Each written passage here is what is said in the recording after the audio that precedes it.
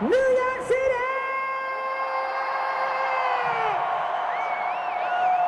Oh, yeah!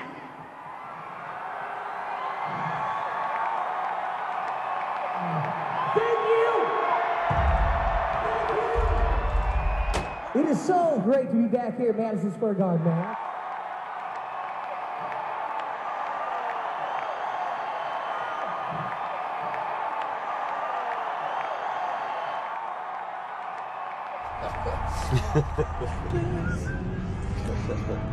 Just point it. I can't see anything. It's 10 minutes. Hey, don't complain. We're sitting on this thing. Do you want me to do you? It's not even that far. It's super close. It's like 34th Street. Whatever. Give it to Mick up there. I can't film. Well, I don't know who's going to edit the film when I was filming. Yeah. But I was turning it all upside down and doing stuff like this. Oh, I was doing some ugly stuff.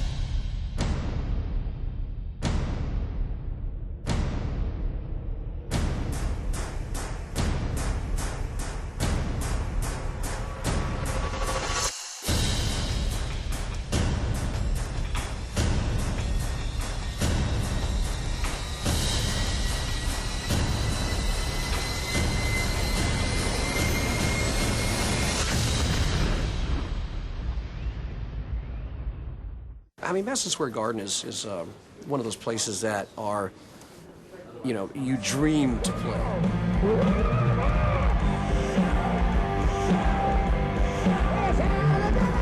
Growing up, I came from a middle-class family, and my father, who's not here anymore, he would do anything, you know. Him and I built a studio, like a room inside a room in the garage, so I could, you know, play drums and start a band. And he would, he would drive me in his van. We'd load up my drums to, you know, playing like high school dances and, you know, this is pre-Mötley, and like he would take it so far as to like we'd be out in the backyard and he was wiring like pyrotechnics. We had pyro, dude, at a high school dance.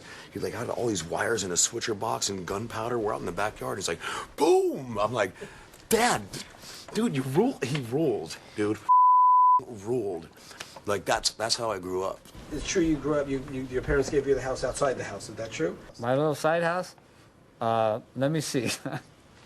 I had cardboard for walls, and I had a friend of mine come out, and it was like, of course, with the black light paint all these psychedelic things from like Yellow Submarine and all of that, you know, Blue Meanie stuff, and some weird, just like freaky, you know, I don't know if you remember Peyote Pete. I had all those posters and everything else, and it was kind of cool.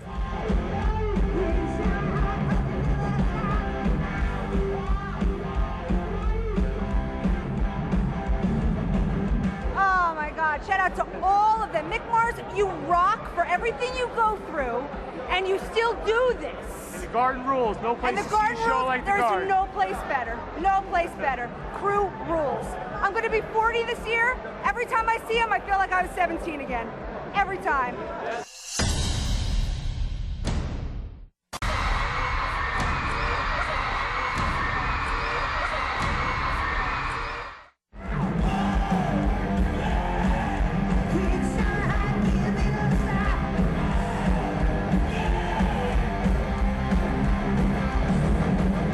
In a really rough neighborhood, you know, knife fights for ice cream money, you know, all that, being shot on the playground in 5th grade for my tennis shoes.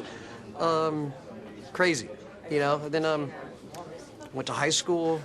I had the longest hair in high school. I was asked to sing in the band, and never sang before, never even thought about it. Sang in a band, played, didn't go to the prom, had to play it. It's interesting. I read something recently, and they said that the bands that you listen to when you're in your teens and early 20s, you pretty much continually tend to listen to. And I just have a soft spot in my heart for T-Rex and Mott the Hoople and the Dolls and the Ramones and Pistols and Black Sabbath and AC/DC. You know, I do listen to a lot of new music, but it's the bands that touch me, like Charm City Devils, that come from those same roots that makes me go, that's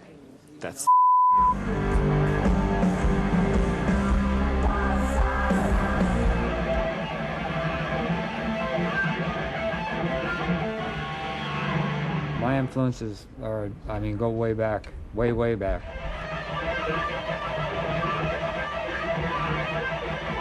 I think I was about 3 years old when I got my first guitar experience with an old country western guy named Skeeter Bond. And it just kept progressing from there. My mother would listen to like Elvis Presley and stuff. I got my first guitar and started playing when I was 7 years old. Been playing for over 50 years, and a lot of my real influences, Mike Bloomfield and Jimi Hendrix, of course. I think that's just about every guitar player's guy. Eric Clapton, Alvin Lee, a bunch of the blues-based guitar players from the the 60s and 70s. Drum corps. You know, marching band, and yeah, that's where all, like, the first time I saw that stuff, I was like, wow, that's really impressive. You know, like, I like the sticks twirling, and then one of the tricks that I do sort of came by accident, where you're playing drums and it just slipped out of my hand and the stick popped up in the air, and I was like, it didn't come back down, but it kind of shot across, and I was like, okay. Like, and just kept doing it until, and I was sitting in my backyard with a snare drum, a drum seat, and a huge bag of sticks, and I would do it until they'd pop over to the neighbor's yard, boom, come back and hit you in the face, and then one day it just went straight up and straight down. I was like, I got it.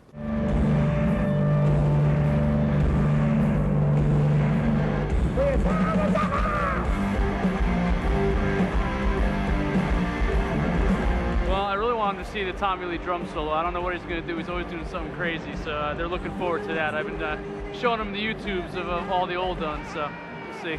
That's really what we're looking forward to, the Tommy show tonight.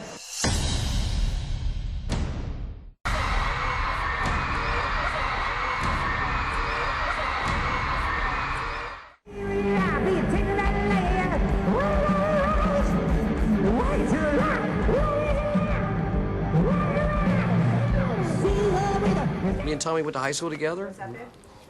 Tommy met Nikki, asked me to sing the band. I said no, and turned him down because my band was doing really well at the time, and I didn't know there was no Mötley Crüe. It was just Nikki and Mick and Tommy with no name. Yeah, for my band Rock Candy, we used to do Smoking in the Boys' Room, and that's how it ended up on a Mötley Crüe record.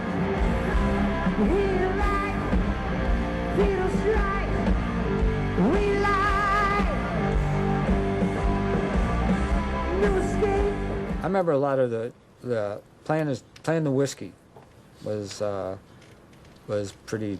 I don't know, man. We stumbled around a lot then. I don't, it's kind of hard to remember. Everyone just partied, and it's a blur. That was a pretty crazy scene. In front of the Roxy and the Rainbow was just, a thousand people. People in bands, people that want to be in bands. Everybody had, the leather jackets on, and the street was just packed of, hot chicks. Well, I thought, not knowing, I'm like, oh my God, I'm calling my parents. You guys, we just sold out the Whiskey A Go-Go 3 nights. The whiskey holds 500 people. Dude, relax, right? Roxy, I think we were the first band that played there that wasn't signed to a record deal. So we kind of like broke that ice with the Roxy, so that was kind of cool. We lived right up the street from the Whiskey, so we would go down there and play you know, a Friday, Saturday, and Sunday, and then invite everybody back up to the house. You could walk, you know, till we all lived together. Words could not describe how screwed up that the Mötley house was. It was pretty bad. I mean, it was trash, litter. I mean, we didn't even have trash cans. We just threw our in the back wall in the backyard. That was it until the health department came.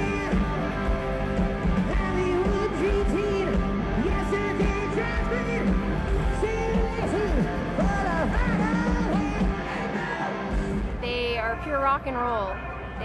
Their attitude, everything is rock and roll. And this is my 47th Crüe concert. My husband and I met in the front row of a Crüe concert.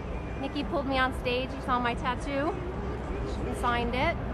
And I met my husband that night. And 4 months later, we got married in Vegas in the front row of the Crüe concert.